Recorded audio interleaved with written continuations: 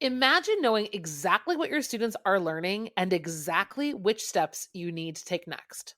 Join us in Down with the Reading Quiz to craft meaningful and productive formative assessments that move away from gotcha moments of basic recall and toward assessing what your students actually can do. In this 30-minute free masterclass, we'll share 3 powerful assessment keys that work for any novel at any time of the year. Head to shop.bravenewteaching.com/masterclass to sign up, and we'll also send you a free workbook to keep track of all your notes. Once again, that's shop.bravenewteaching.com/masterclass to nail formative assessments forever. Hey, Amanda. Hey, Marie. What are you up to later? Want to join me for happy hour? I'm all in. And guess what's amazing? Our listeners and friends of the podcast can also join us because Brave New Teaching Happy Hour has officially launched. Cheers! Cheers, everyone. We are officially hanging out a little bit longer after school with an extended, extra private podcast feed just for you. Yes. Members of Happy Hour get extra 15 minutes of the podcast, give or take, because you know us, we run a little bit long. It's just kind of how we are. But if you would like to get in on this Happy Hour action, please join us. It is only $5 a month. Head to curriculumrehab.com/happy hour and get yourself signed up, because when you're there, Amanda, tell our friends what we do every month for our Happy Hour members. I think my favorite part is coming up with a new free resource for our listeners every month. And then we pretty much break down that resource and how to use it. We also like to have guests on to do extended episodes and even Q&A that's just for you about that resource. It's really exclusive and super private just for you. So if you are like us and you like hanging out, you like chit-chatting about all things that are teaching, teacher life, and everything under that umbrella, join us for happy hour and we will see you there. Bye. Bye. Well, hello and welcome back to Brave New Teaching. Friends, today we continue our countdown to episode 100. OMG, we are only one episode away. This is 99, which means that next week is our 100th episode. And today we are celebrating by taking a look at really the thing that brought the two of us together, and that's teacher social media. Like, I don't think we know each other. No. Yeah, I don't think we would know each other if we had not, both trusted meeting a stranger on the internet. It's kind of become a bizarre theme song in my life when I look around. So how many of my friends are strangers on the internet? Like the majority is the answer. And I think that's what's so cool about this episode is, yes, we've got a big list of people to share with you that you may or may not already be following. But I think what Marie and I have to share with you today is maybe something that's just going to hit home with you in a way that other people don't get, which is how amazing both social media, like podcasting, YouTube, how these things have expanded the teacher universe in a way that was never, ever possible. And I think that that's just been so enriching to my career. Well, and yes. So last week when we were talking about like how we each got into business, and I was kind of telling my story of how I just kind of accidentally started a business. I mean, I definitely started a business on purpose, but like I went into teacher social media going, what the hell is this? Why would people want to listen to me talk about what I do all day in the classroom? And then like found a following and found a community and found you and found like all these other people who are a part of my daily life. And I just never thought that that would be a thing. Cut to here we are. Right. And there's like, to your point, teacher social media, and by social media, we mean all the things. We mean the Instagram, the YouTube, the TikTok, the Twitter, the podcasts, I don't know. Is a podcast social media? I mean, I think the community it's just content, right? I mean, but yeah, I feel like our people find us on Instagram, but they're here first. I don't know. Yeah. But anyway, we're talking really about social media platforms, Facebook, even what began as ways for people to just interact and be social through media. I know minds were blown across America and other countries. It has become such an interesting business landscape and also such an interesting place for something like education and the teaching community to like just explode in our reach and perspective. And I am a way better teacher from having found social media and from having found community here. I don't know that I would still be a teacher if I hadn't found social media. I don't know either. I honestly, and like I was just thinking while you were talking about how isolating teaching is to begin with, right? So like pre-pandemic, teaching was isolating. You were friends with the teachers in your department. You knew what your department does and maybe other people in your school, maybe people in a neighboring school or district. But that's it. Like, I don't feel like I was ever in touch with how things were done other places. And just from like a simple, like remembering that you're one person in one school in the whole world that's trying to do all of these things too. And I don't think we ever looked outside of ourselves for very much other than PD books. And that was always like such a hassle. Don't get me wrong. No, it's a lot. It's just a lot. It's very hard to get that like bite-sized snapshot of what it is to look into somebody else's classroom and like doing all the things that we do and never having time to do all the things that we feel like we should do, but then doing all of the things anyways. And then the extra stuff. When the heck were you going to be able to do that anyways? And social media literally just brings you into somebody else's room and their thought process and their routines and all of it.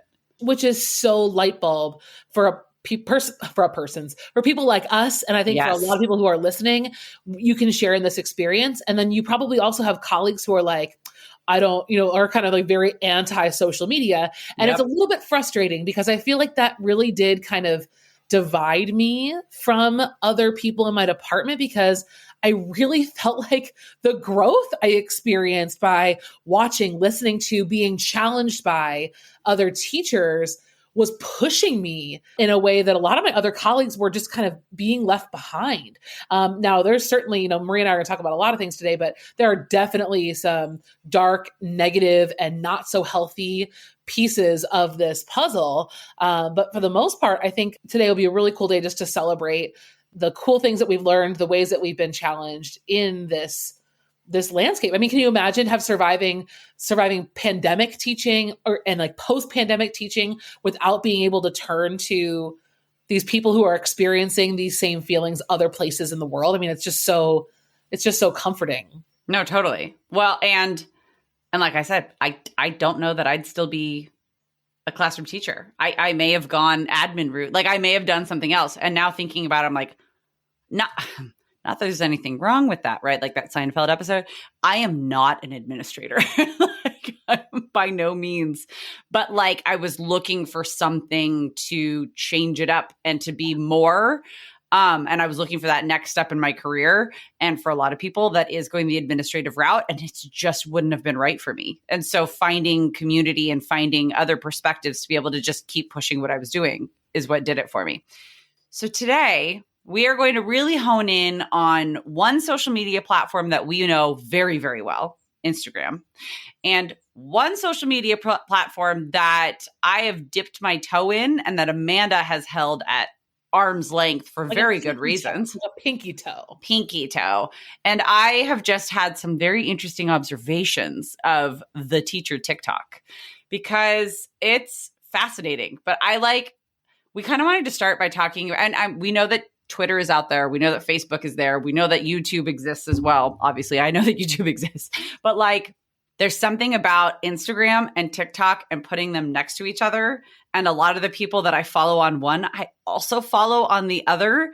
And it's just interesting the different personalities that these different platforms have, especially from the two of us mid-career teachers who are getting our first taste at what it is to feel old. Yeah. Technology old, especially. I think you and I are of the generation, like the dial-up internet, we solved that problem. Instant messenger, like we handled it. Like we were part of so much of the technology boom. Like we were along the road. So like we're not like, we were never handed technology and said, it already works. Like we have been so adaptable. And now I'm feeling like I'm finally at the point where I'm like, I don't want to learn something new. Yeah, what the hell? What's the point? But I'm tired. Yes. I love TikTok, and I always spell it wrong.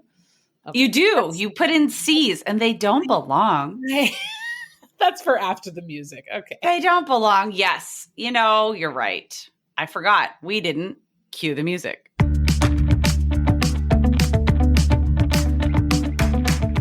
You're listening to Brave New Teaching, and we are so much more than a podcast. We give teachers the inspiration, support, and tools to challenge the status quo.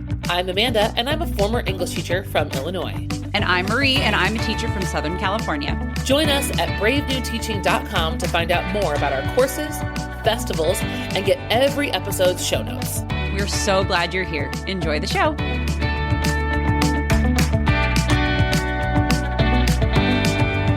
Okay, friends. So before we get messages that are coming at us for what we're saying, in no way here are we just having a big SHIT talking. Why don't I just say it? Shit talking session. I don't know why I was spelling it like we have toddlers around. I mean, if you do, sorry. But we are going to talk about, obviously, the two of us favor Instagram over TikTok. And we have our own personal reasons, which we're totally going to talk about. But we want to first start with kind of the personality of each platform as we see it. So just don't come for us if you don't see it the same way, okay? Just know that we all have different opinions is what I'm saying. Because I've started bringing things up here and there on my Instagram stories and people are like, whatever. And I'm not criticizing anybody. I'm just telling you what I'm noticing and how I can't quite find my place in it. I just can't find my place in some of it. So Instagram, when I first got on Instagram, I could not understand why the hell somebody would care what I was talking about. Why someone would care about a picture of a candle on my desk and then me talking about my morning so far. And I think that Instagram specifically has moved past a lot of the just photo caption posting. I don't know. What was your experience? First getting on social media, I couldn't figure out what to say. Well, okay. So I remember, and if you listened to last week's episode, you heard my little diatribe about Periscope. So right. Periscope was actually the first platform I was on. And I remember holding on strong. We had heard about this Instagram thing creeping up. And I remember saying to people Periscope's going to stay. Instagram's never going to make it, blah, blah. I kind of came into Instagram from an angle of I'm here to share things with you. I was already doing it on Periscope. And you were already on TPT, yeah? And I was freshly minted on TPT, but I was still using, I think, Instagram hybrid style. It was partially my family. It was a picture of, Luis cooking barbecue, and then it was a stack of books or whatever, God knows what. But I think part of that, the evolution of Instagram is part of why I think we are part of the team Instagram versus TikTok. I mean, TikTok is so young in a lot of ways, but I think the impressions that I get from TikTok are very different from Instagram, wherein I feel like Instagram has done or provided the opportunity to build community. And I think that the biggest difference that I'm noticing is in the caption part of the equation, right? I feel like I love writing some short, cheeky captions, but I really like writing long captions with ideas and you do. Yes. Calls to people joining me. But that's me coming from being a blogger first, right? So sure. I like to write more lengthy. If you don't care, then you probably don't follow me anyway, and I don't really care. That's fine. But I don't know. I feel like long captions and conversation in the comments is community building. Whereas I don't get the impression that anyone's really there for that on TikTok. I don't know. That's not my impression.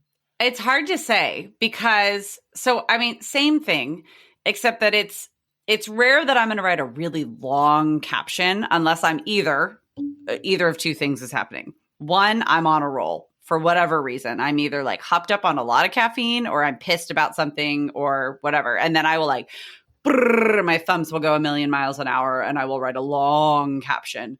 Or I've prepped ahead of time and I've typed them on a doc or something, and then I've copied and pasted them over, and I'm having things on auto post because I'm trying to actually be consistent, which I think we all know if you're following the Caffeinated Classroom on Instagram, I'm not that consistent. It's been a hard year. am, however, and this is something I mentioned last week too, in last week's episode, way better on video. I am way better in the moment than I am in writing. And I think it's because I overthink it. It's like all of these things having to do with like being a writer. And part of that is also why I never really had a blog take off, but I had a YouTube channel take off because like I'm a talker. And I mean, you're a talker too, but you are a much more fluid writer than I am. It takes me, I have to be in like a certain state to be able to write like that. So I kept thinking, okay, I'll start a TikTok also. And maybe that'll get me more consistent on Instagram if I'm doing both things and I'm just doing short videos. Well, it turns out I am not short-winded. It turns out. I mean, spoiler alert, everybody. Short form content is like real hard for me to make. Join the club. Yeah.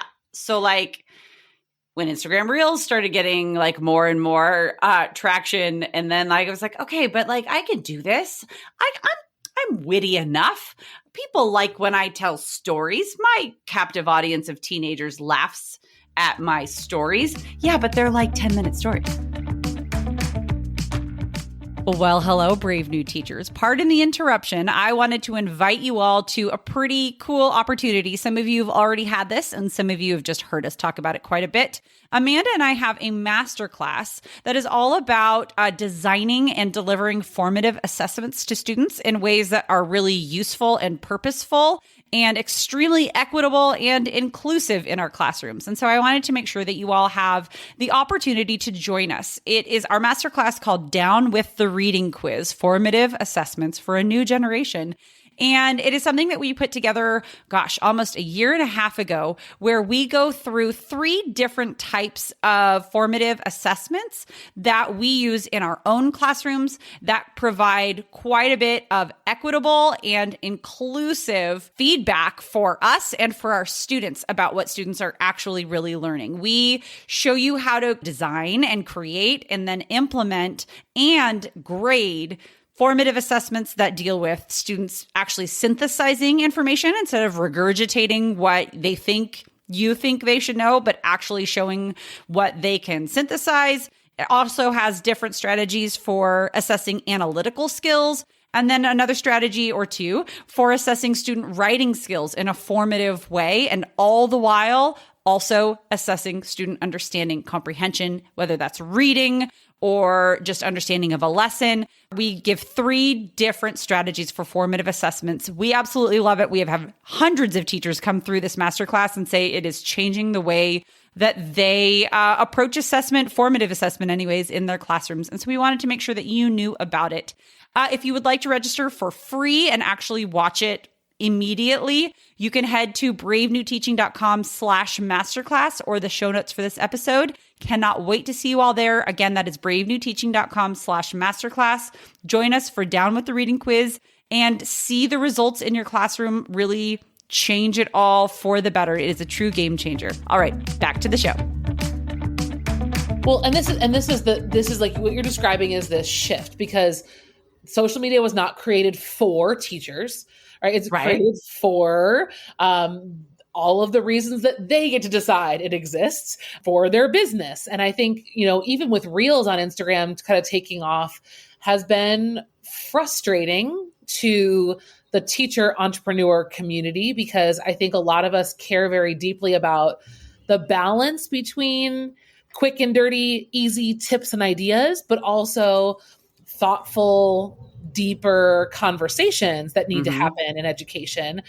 So it's really hard to maintain that when the platform is working against you in certain ways, because sometimes, creating short form content really undervalues what we're here to say on a little bit more of a serious note. I do think at this point, Instagram is a little bit more on the serious side than Instagram, or than, which is interesting.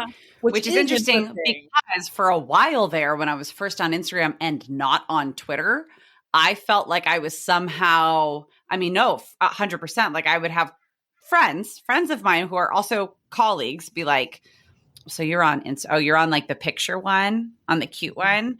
And now it almost feels like, because I just really never got into Twitter. I don't know. I just wasn't a Twitter girl. But like, who cares? Yeah. Like it just, I tried. And I like found myself forgetting that it existed. So obviously, like, why am I trying to make fetch a thing? And now I feel like it's going in the opposite, or it's going further down the line where like Instagram, like you said, has a little bit more, I don't want to say heart, but maybe that's what I want to say. At least what's coming up on my feed in TikTok is very showy and almost purely for entertainment, which has its value. It's just different. And I do think that that is one of the things that concerns me about TikTok. And this is where I'm starting to feel like the old nagging lady who's like, kids, you shouldn't do this. And stay off of my lawn. But I do worry about the excessive amount of entertainment in the videos on YouTube in terms of teacher talk. You mean TikTok? You said YouTube. Isn't teacher talk? What did I say? I said YouTube? You said YouTube. However, I was trying to a lot of people's TikToks then become short videos on YouTube. So like that short form content is going everywhere. It's on Instagram Reels. It's in YouTube Shorts. But it's really originating. TikTok itself is more short form. Sorry, keep going. Well, no, and I just think that we as consumers have to be very careful about what we let into our algorithms, what we let into our feeds. And, especially if you are a younger or newer teacher, there are lots of younger and newer teachers on TikTok, which is awesome. Like, good for you for putting yourself out there. But there's also I think that comes with a huge cautionary red flag. Like, just because it's there doesn't mean we shouldn't ask questions. And the same thing goes for Instagram. But I feel like people who are on Instagram are a little bit more seasoned in terms of knowing, understanding who their audience is, and understanding how to present themselves. And I think TikTok's getting a little bit, it really depends on the creator. Well, and there's a little bit more getting to know you, which I think you started to say before on Instagram. Because that's where, like I said before, that's where you and I met. And that's how we even got to know each other before we really got to know each other, is you have time and you have space to see pieces of that person and hear more of their story, where at least my experience with TikTok is more video, content, video. And so I can't even really pinpoint exactly what it is, like the nuance that's there. But one thing that concerns me about TikTok, and you had said new teachers. One thing that concerns me is a hashtag called Teacher QUITTOK, which I have a lot of thoughts on. Is it spelled TOC or TOK? It's TOK because it's still only TOK. Is it user error or is it the word? Anyway. So, okay. If you take out your phone and you look up on, I wonder if it's on Instagram too, but at the hashtag on TikTok, Teacher QUITTOK, you will see a buttload of videos. And it's a buttload of videos of teachers talking about either leaving the classroom, why they want to leave the classroom but can't, or why education is so broke. It is a hotbed for negativity down spiral. It is. Here's my take on it. Absolutely. Teachers, especially in the year 2022, remember everybody, I get it. I am there with you. I am teaching. I'm in it. We need a place to vent. We need a place to air our grievances. We need a place to be able to also find perspective and to know that if you feel stuck in this job, if you don't want to be doing it and you have the means to be able to leave, then do what's right for you and what's right for your family. But also, I can't imagine being in a teacher credentialing program or a new teacher or just even someone mid-career where I am right now, but without the kind of support and community that I have, and just being bombarded with a Teacher QUITTOK on my algorithm. It's real negative and that's real dark. And it does not show all the different aspects that go into something like teaching. And that's where the short form cuts out so much and you just get to the punchline because it's clickbaity.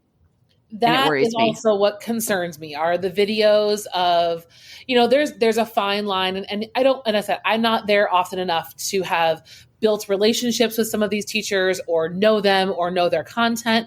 But that does concern me about this. The video content seems to be very much about getting noticed, yes, getting follows, and getting likes, even more so than Instagram ever felt.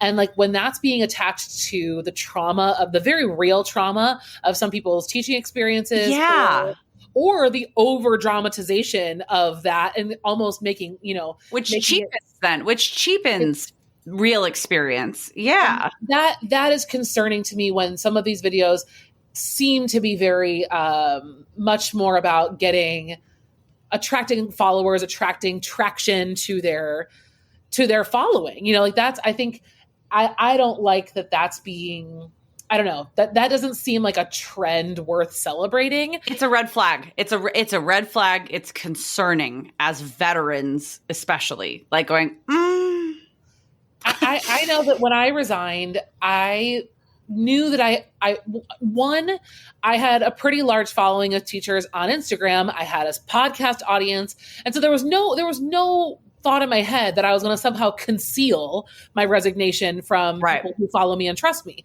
I mean, there needed to be this announcement and this very brief discussion mostly so that I can tell my story rather than people making assumptions.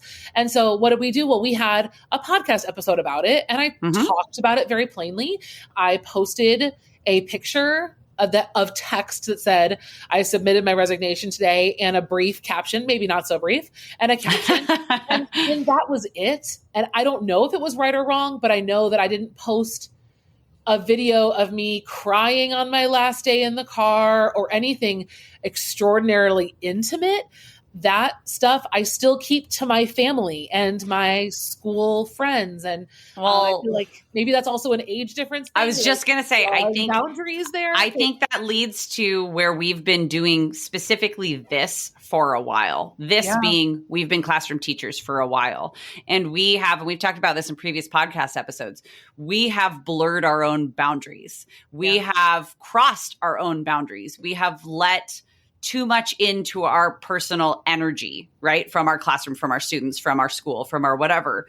And we've come out of the other side of that through, teaching for a decade and a half and going, I just don't know that is a boundary I'm willing to cross, is giving X, Y, and Z of what feels like my personal information and my personal story or somebody else's story. So like, I think that might be a generational difference of you and me, and specifically talking about the youngest of the young teachers who are out on social media, because not all new teachers are in their early to mid 20s, but those who are, there seems to be a generational divide in what we are comfortable sharing on the internet. And I think it's also, like you were saying at the beginning of this episode, we remember when the internet was new.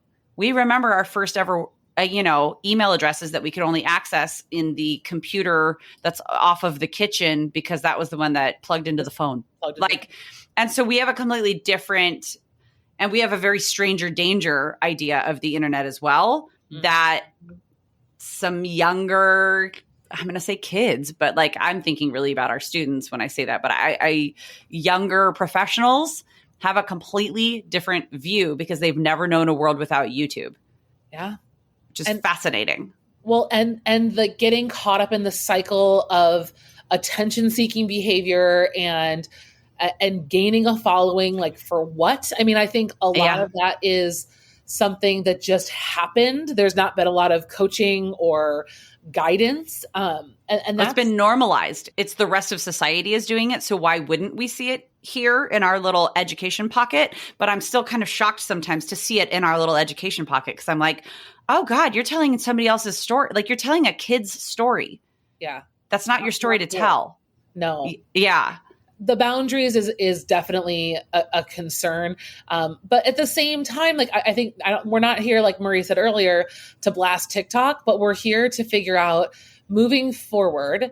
I know that TikTok is for a lot of people like Instagram was for Marie and I. Yep. You are finding, and that's kind of what we're here today to do, to share with you, are to find your people. If as a consumer, right, that's where we have the power, is to curate what we see and what we interact with, what we like, and to support the kinds of work that we do value. Could we be out there trolling people and telling them, no, no, no, and like naughty, naughty? I mean, sure.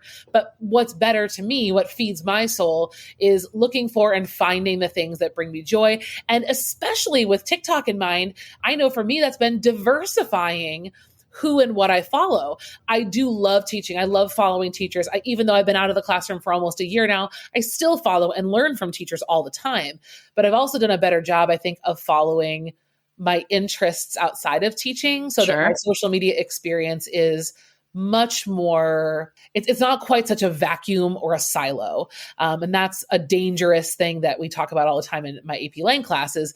Are you aware of the echo chamber that you're in or not? So for me, that's been huge, but I'm not going to tell you about all my favorite gardening Instagrammers, but maybe she will in another episode. Okay. Another unrelated episode. And I'll tell you about my bread making. Oh my TikToks gosh, that I like to watch. There are some really soothing bread makers. Oh my gosh. And they punch the dough down and you're like, yeah, get the dough. And they'll like sprinkle the charcoal on top and it cooks in the oven. And no. Dude, I'm all in. All into baking videos. And yeah, I follow parenting accounts. I follow all kinds of people to help make me feel like I'm not alone with a 3 and a 4-year-old. Oh God. So that's I think really what I wanted to say today is, young teachers, proceed with caution, proceed with, discernment with who you listen to, who you take advice from, including us. Including us. We are not apart from that. But really, and I think let a wide range of people help you look through the lens of teaching rather than a couple of loud voices, even though that definitely includes us. We're pretty loud. Oh no, we're pretty loud. Well, and I'm going to keep trying because I feel like, I don't know. I was telling Amanda before we started recording, I feel like I used to be more fun to follow on social media. And then the pandemic happened. And then this year of teaching through pandemic, the 21-22 school year happened. And I just went, I have no more to give. I have nothing left in me. I'm still having funny stories happen in the classroom all the time. I'm still having it's still but I cannot find, I get all stuck in my head of but who cares? No one's going to care about that. But I just used to be more fun to follow. And now I think I'm just less fun in general. I've never been fun. I've always been all business. And I think people have stopped following me because they're like, Jesus, Amanda, just take a breath, for crying out loud. Why is everything you have to talk about what I have to do tomorrow in the classroom? Can't you just have a life? And I'm like, ugh. Well, but that's also we've learned through doing to kind of niche down and give people what they want, what they're looking for. And it's funny, striking that balance of I'm not going to sit there. I, for a while, was sharing a lot of stuff at home and sharing stuff with my kids. And then I listened to a few podcast episodes of a podcast called Under the Influence with Joe Piazza. And I was telling you about this. And there's a couple episodes about people showing their kids online. And I got spooked and I took my kids off completely. And it made me take a big step backwards from sharing so much of myself on the internet that I was I'm here for teaching. So why don't I just focus on that? And now I want to find the balance of but I'm also still a person. So the person teacher can still shine through. It's hard. It's hard to know what to do. Well, there are some people on this list that I think do a really good job of that yes. we love following and we love being part of that because they've really done a beautiful job of that. So why don't we share with you our top 20, our second to last top 20 list. This is episode 99, everybody. I literally can't 99.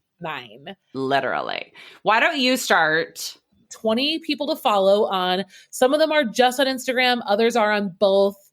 Some of them are just on the Tok, spelled T-O-K, just in case. Just in case you all had Amanda's affliction.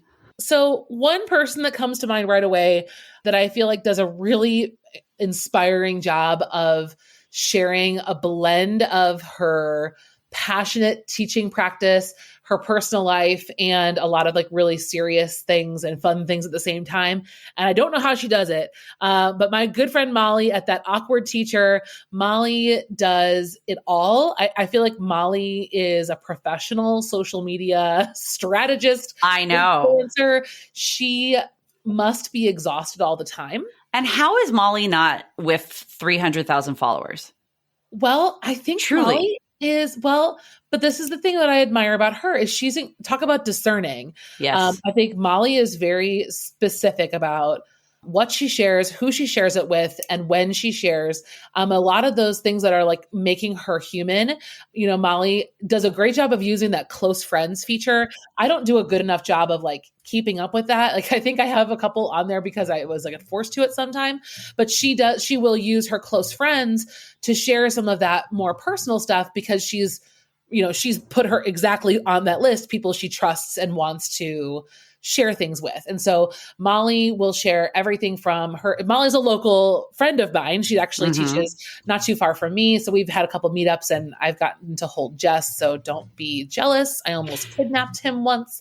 But Molly shares a lot about her. Just a light kidnapping. It's okay, everybody. Light kidnapping. Listen, listeners, relax. It's a light kidnapping. She knows where she lives. It's and most fine. Of you who know Molly are like, yeah, I'm jealous of your light kidnapping because Jess is adorable. But she said she has a lot about her family, her like DIY projects, her fashion stuff. She does a really cool work with all of her Amazon affiliate links and her clothing. And I'm like, way cute. Couldn't wear it, but whatever. I love you. And then I think Molly does a really nice job too of sharing very specific things that have worked in her classroom, both in story and in resource. She does not have a TPT store. She has a free Google Drive folder that teachers can use and a Venmo. She's just got a lot of things going on over there all the time. And I appreciate her honesty, what she shares about the school board and the things that she's trying to make happen. So really, I think Molly's got a lot of things, and I'm sure a lot of you are already following her. But if you're not, that awkward teacher, Miss Molly, give her a big Instagram hug. She is not on TikTok, and I don't know. But she's just the cutest. Like she's just the cutest. Okay, why don't you do all of yours? Because mine kind of lump together. Oh, okay. Well, mine are like a package deal because it's like a whole thing. Sure. Well, our list is super long. And like I said, we've shared in a couple of our last episode, a lot of teacher businesses that we follow. So those people are also on social media. So don't forget about them. I'd say another person I would recommend following is my good friend, Krista Barber. Krista and I have worked together on a couple of projects and I just love watching her reels. She's so cute. Her Instagram handle is @whimsy&rigor. I do believe she has a TikTok. I can double check for us later. I'm looking right now. You keep talking and I'm going to look. Okay, because her reels are so clever.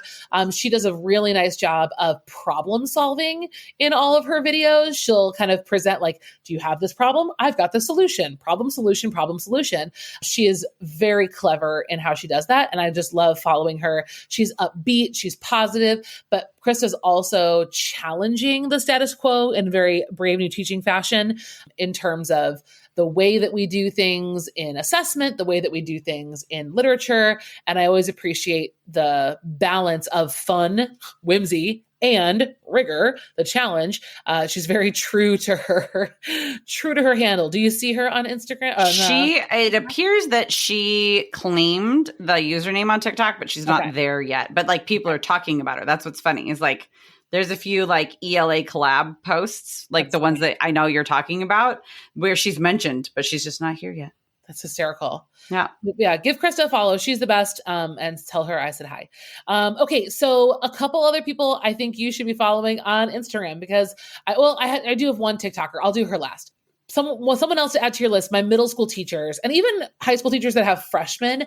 I think you'd have a lot to learn from Wendy. She's at Middle School Forever. Wendy actually, and I will link it in the show notes, she wrote a guest post on my blog about middle grade books. And she is a book queen. She has like 3 reels or 4 reels a week. She is cranking them out and she shares a lot about books and thematic grouping of books. So if you're doing choice novels or units that are based on a theme, that's what her post is about on my website. So I'll share that with you. And she's got 3 categories as like an example with recommended books for each of those categories. And they're great. So she is a wonderful resource. She's also very human, very sweet, and very funny.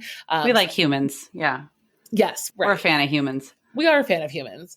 The next person I have on my list is my friend Samantha. She is at Secondary Urban Legends. She is a teacher in Florida. And not too long ago, like I think it was a couple days ago, she posted this really clever reel about reading dystopian books and trying to figure out how to be a teacher in Florida. It was very cheeky and very funny. I actually remixed her. I remixed her video. And so she is another fellow high school English teacher. Again, keeping it raw, keeping it, sassy and fun. And I appreciate following Samantha. We've written a couple things together before too. But she's always got a really great she's got both that fun attitude toward teaching, but also that like critical eye on what we can be doing better. And I think she does a really nice job in especially if we're talking like short form video, I think she's another person to be following for that. Absolutely. Right. And then I think my last recommendation, at least for now, because we got to eventually end this podcast, would be my wonderful friend, Anna Perez. Anna and I met, she actually recruited me to be her coach this year. So I coached her through the Frankenstein unit that I'm always raving about. And I was like, I really want to do this new thing. And I said, a whole thing, we got to Frankenstein, right? And so we actually paired Frankenstein with Punching the Air as a paired text unit. It's really amazing.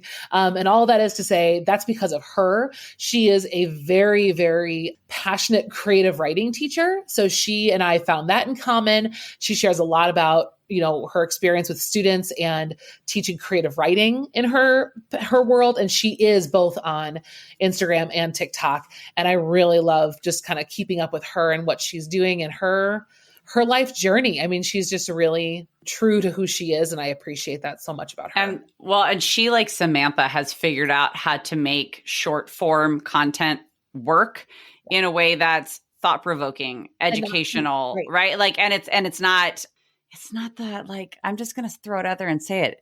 It's not the like filtered pretending to be a kid and a parent and an administrator, and it goes through like, right. Like all the those ones can be amazing. Those videos where we're kind of like playing all of the characters can be amazing. But I find that those are the ones that when they tell somebody else's story that shouldn't be told, make me cringe the most. But those short form videos that are all the things we want them to be, like, that's what we want. I like it. So Krista, Wendy, Samantha, Anna, Reels for days. Molly, Instagram stories for days. Oh, yeah. Molly's Instagram stories give me so many ideas, like weekly ideas on what to do. Yes. I love it. Yes. Those are my 5 out of our 20. Marie, it's your turn. Okay, I have 5. And my 5 come with a message that I left Amanda weeks ago. Just randomly left her a voice memo that was like, hey, listen, I just went down a rabbit hole of teacher comedians. Did you know that this is a thing? Like, I knew that there was like Joe Dombrowski, Mr. D times 3, and he has been out of the classroom and he was back in the classroom for like a minute and he's back out of the classroom now and he's been doing like stand up on his own kind of a tour and he's like gaining steam and he is absolutely hilarious. He's got a podcast, he's got all of these things, and he's a stand up comic. And then I found just through a deep dive one afternoon, it was a balmy Sunday, that like teacher stand up comedy is like a thing. And some of you can be like, yeah, duh. I listen, every day in my classroom is like a new stand-up routine, right? It's like, I'm just like testing material. So I completely understand how and why classroom teachers specifically would be so well attuned to doing, or primed is what I'm trying to say, to do stand-up comedy. But the fact that it's like a thing and that like bored teachers, as in like boredteachers.com, the like, is it a blog? Is it a website? Has a bored teachers comedy tour. And so some of the names that I have here are like on that comedy tour. And I follow them on TikTok. I follow them on Instagram, and they make me laugh until I cry. And some of these do the whole like back and forth thing, playing the perspectives of different stories. I think they're just very careful to make sure that they're either completely fictional or stories that are not crossing any boundaries. So I already mentioned Joe, Mr. D. His podcast makes me laugh so hard sometimes that like I can't put on my makeup because I'll like listen when I'm putting on eyeliner and I have to stop because I'm like crying. But the other 4, I've got Tell, who's like moniker is Mr. Williams Pre-K. I actually first heard him on the Mr. D is the social studies podcast. And the 2 of them talking about teaching and early career and their experiences with social media and parents and teaching little ones had me in tears laughing. And they're just so funny and so poignant, like to just the things that you go, oh my gosh, yes, that does happen all the time. The way that a stand-up comic does, right? They're like the late night TV host of teaching. Yes. Right? Like the Stephen Colbert's and the Jimmy Fallons of this career. Cause like you said, like there's the cheap humor and then there's like the sarcastic, satirical almost like way of kind of poking at the system that needs to get changed. I think and hitting the nail on the head, just like, bam, that's what it is. And that's what makes it funny. But I just still, okay. So then a couple, Brianna Richardson, Honest Teacher Vibes is one of my favorite people to follow on anywhere. She is just, I like feel like we would be friends, and her timing, her comic timing is freaking flawless and like kills me with her stories. And then Gary Brooks, if you don't already follow Gary Brooks, he's an administrator. Is he a principal? I think so. But I mean, he elementary, but still like just very funny. He's got a lot of video content on a lot of different platforms. And then I've also recently really started following another teacher comic who's on the Board Comedy Tour, Devin Siebold. He's a history teacher. I think it's secondary social science. Yes. And just his classroom, you can just tell that his classroom demeanor is very funny. And I watched I listened to his podcast. He was talking about how he's actually shy in real life. And I thought that was just, I was like, yeah, right? A lot of people are. And it's just funny. Mm-hmm. But like the fact that we teachers have a specific niche of stand-up comedy delights me to no end. It's wonderful. It really is. It is just delightful and so weird and so cool all at the same time. The world is new. I mean, I know. It's a new world. I mean, it is just, it gives me hope though, right? Like that's hopeful for the future of teaching. If it can be more than just teaching, that is so good for us. Well, because like everybody goes to school, everybody has a teacher. Even if you're homeschooled, then like your parent is you still have a teacher. Like it's everybody, universal experience, everybody. And it's about time that we were more on the front lines of telling our own stories, right? Like, I mean, yes.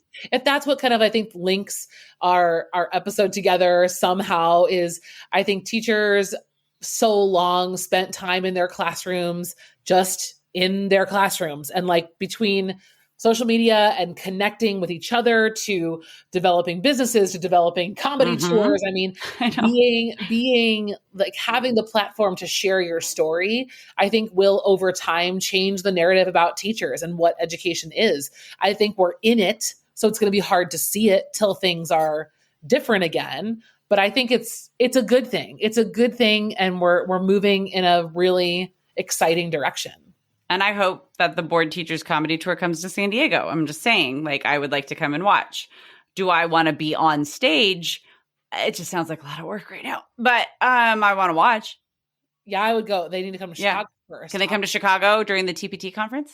That would be amazing. That would be amazing. Actually, I don't even know that we've told you all, Brave New Teaching. Here's a fun bonus for the end of the episode, that Amanda and I, the Brave New Teaching team, are going to be, I almost said presenting at the TPT conference 2022 in Chicago. And we are very pumped to be presenting about podcasting. What do you know?